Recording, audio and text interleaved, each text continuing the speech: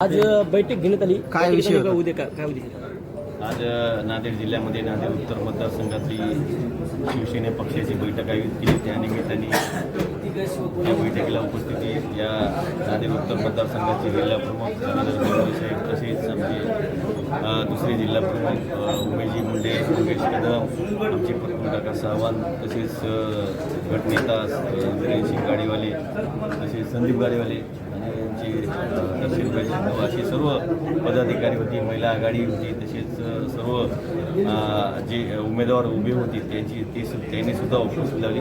आणि मुख्य नांदेड शहरातल्या नांदेड उत्तर मतदारसंघातल्या शहराचे प्रमुख पदाधिकाऱ्यांची बैठक आयोजित केली. शाखा प्रमुखांनी पक्ष वाढला पाहिजे या हेतूने ही बैठक आयोजित केली आणि बैठकीत सूचना दिल्या की आपला पक्ष कसा वाढवायचा.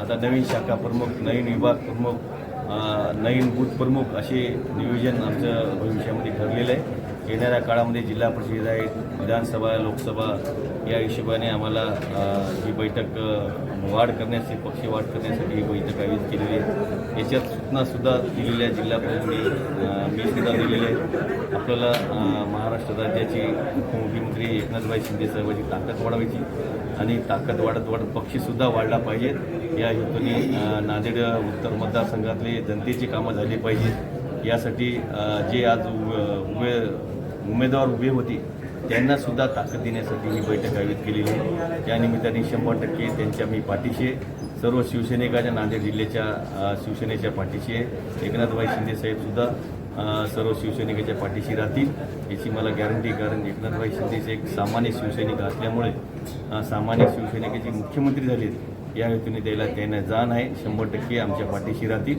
या नांदेड उत्तर मतदारसंघाला पक्ष वाढण्याची ताकद देतील आणि येणाऱ्या काळातसुद्धा आम्ही 100% पक्ष वाढण्याची कटिबद्ध राहील. येणाऱ्या काळामध्ये जास्तीत जास्त पक्ष वाढेल, शाखा खोलतील आणि वार्ड वाईज, प्रभाग वाईज, नगर वाईज शाखा खोलायच्यात येणाऱ्या काळामध्ये. या निमित्ताने सांगतो, सगळ्यांना शुभेच्छा देतो. जय हिंद, जय भारत.